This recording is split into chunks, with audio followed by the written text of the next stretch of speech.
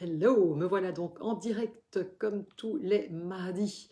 Alors, je vais voir que ce soit bien le cas. D'ailleurs, si vous m'écoutez en direct, soyez gentils comme d'habitude. Ben voilà, je vois, c'est bon, je suis en direct. Et puis ceux qui m'écoutent comme d'habitude en replay, soyez gentils, mettez-moi un petit hashtag replay. Et comme d'habitude, je vous le dis, mais vos commentaires sont les bienvenus. Voilà. Alors, c'est vrai qu'aujourd'hui, je vous avais dit, peut-être que vous avez vu passer que voilà, j'ai été interviewée par une journaliste du Femme d'aujourd'hui. Et d'ailleurs, l'article est paru la semaine passée.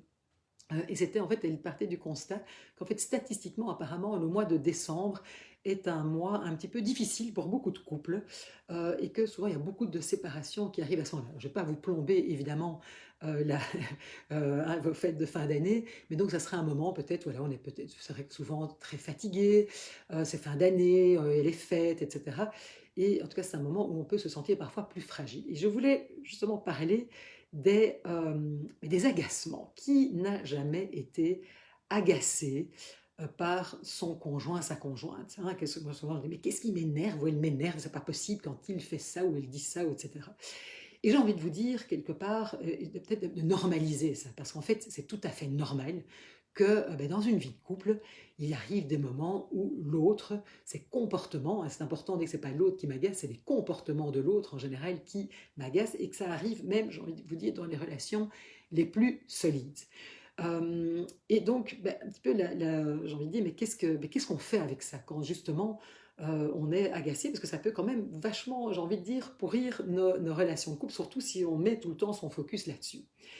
Et donc, c'est pour ça que je voulais vous partager, parce que c'est vrai peut-être qu'ici, en cette période de fin d'année, où on est particulièrement fatigué, il y a plein de choses, on reçoit la famille, hein, il y a les cadeaux, on court, on veut clôturer plein de choses aussi. Donc, enfin, en tout cas, moi, je le sens, qu'il y a une espèce de pression comme ça de la fin d'année. Peut-être que c'est quelque chose que vous ressentez aussi. Et donc, peut-être, la première chose à faire, déjà, c'est se dire, mais au fond, peut-être d'identifier quelque part la cause de ces agacements. Parce que c'est sûr, et dites-vous aussi, parce que enfin, je voudrais le normaliser d'abord, avant d'identifier la cause. Euh, Avec notre conjoint, en fait, finalement, c'est une personne avec qui on va être beaucoup de temps, en fait tout le temps, et parfois depuis de nombreuses années. Imaginez, et donc c'est normal quelque part quand on a deux, j'ai envie de dire, deux personnes qui se frottent, que, évidemment que ça provoque des agacements. Pensez à votre meilleur ami. Si vous deviez passer tout votre temps avec votre meilleur ami, en fait, quelque part, oui, elle finirait aussi par vous agacer par certaines choses. Donc, c'est juste pour un petit peu normaliser la chose. Et donc, quand vous sentez que vous êtes agacé par les comportements de l'autre, par des choses qu'il fait, qu'il dit, qu'il ne fait pas, peut-être déjà se dire, mais au fond, peut-être prendre un petit peu de recul, c'est mais au fond, c'est quoi? Qu'est-ce qui m'agace?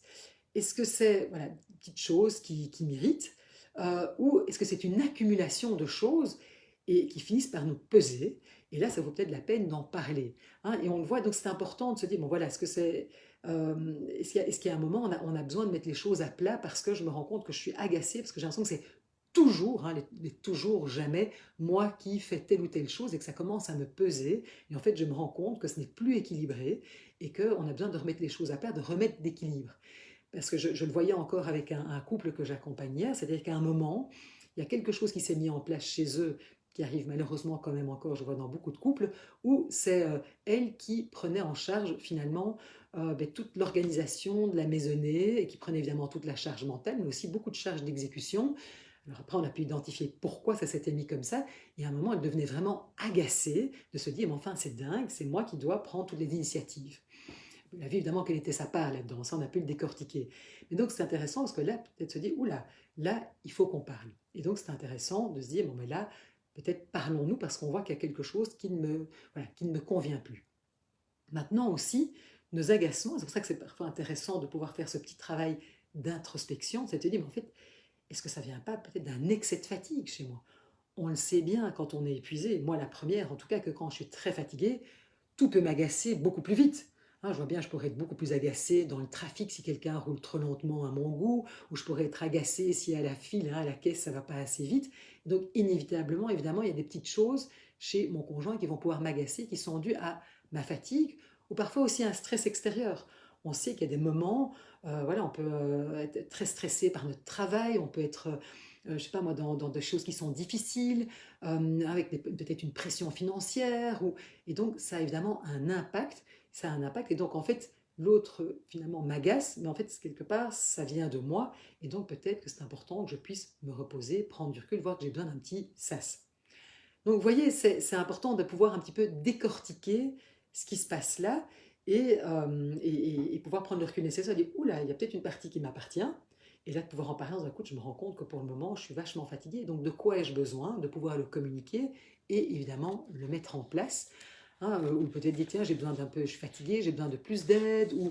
Donc, de nouveau, c'est de pouvoir en parler. Okay, et peut-être aussi pouvoir écouter le point de vue de l'autre, hein, c'est-à-dire d'ouvrir un espace de dialogue.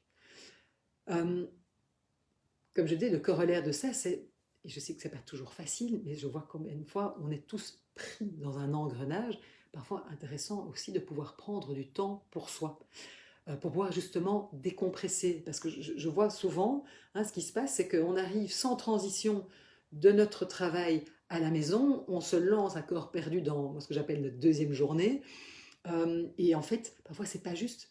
Et on peut être du coup très agacé par toute une série de choses et le reprocher du coup à notre partenaire. Donc à ce moment-là, peut-être que ça vaut la peine de se faire ce petit sas de décompression, de se dire mais est-ce que je peux me donner permission peut-être de souffler 5 minutes, faire le tour du bloc avant de rentrer à la maison, prendre une douche avant de me lancer dans toutes sortes d'activités, hein, de deuxième journée. Donc vous voyez, donc ce sont des petites choses. Qu'est-ce que je peux m'accorder à certains moments pour me recharger les batteries? Parce que moi je vois le nombre de couples que je vois qui sont en difficulté, souvent c'est parce qu'en fait ni l'un ni l'autre ne s'accordent des moments de temps pour eux. Je sais que c'est pas toujours facile, qu'on a des vies trépidantes, mais parfois c'est pas, hein, de nouveau, c'est pas partir sur une île déserte pendant une semaine. Parfois ce sont des petits moments et parfois 10 minutes suffisent. Donc vraiment réfléchissez aussi, hein, on sait bien quand même qu'on est dans un petit peu les bilans de fin d'année, réfléchissez aussi à tiens, qu'est-ce qu'on pourrait mettre en place en 2025 pour justement avoir un meilleur équilibre. Donc important, hein, de...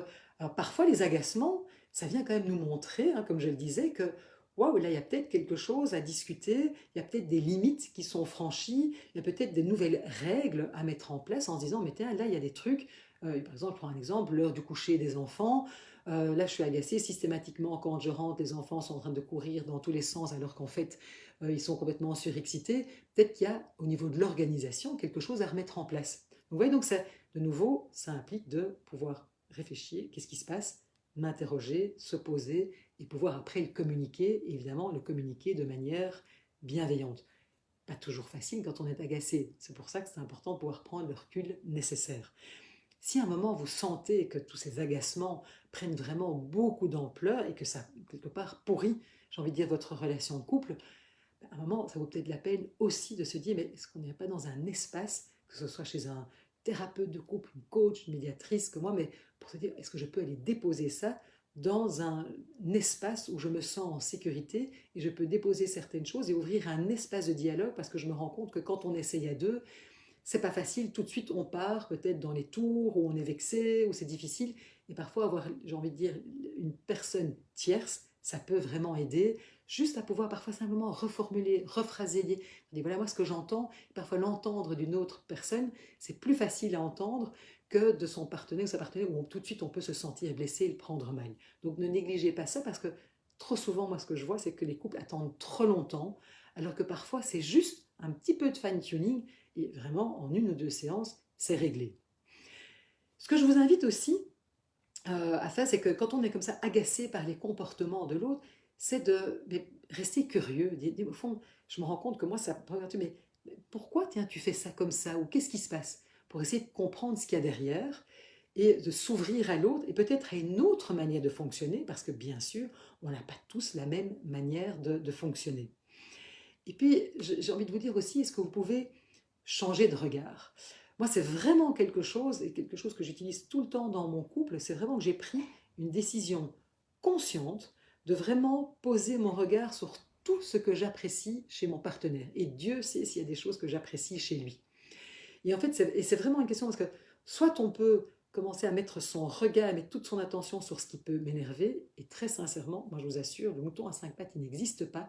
Il y aura toujours inévitablement des choses qui vont vous agacer chez votre partenaire, comme il y a des choses que vous faites, que vous dites ou que vous ne faites pas, qui vont agacer votre partenaire. Et donc, ce qui est important, moi je dis toujours, mais regardez où vous mettez votre regard.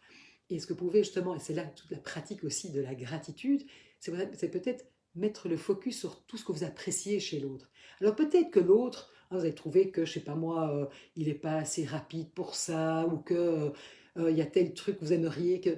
Mais il y a tellement d'autres choses que vous appréciez. Et à partir du moment où vous pouvez avoir de la gratitude pour tout ce que vous appréciez, vous allez voir, c'est ça qui va...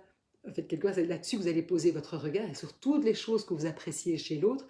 Et du coup, ben, tous ces petits agacements vont diminuer quelque part. Parce que j'ai plus ce sur quoi on pose son regard, plus ça va prendre de l'ampleur et grossir. Donc, si vous mettez votre regard sur tout ce qui vous agace, vous pensez bien que vous n'allez plus voir que ça.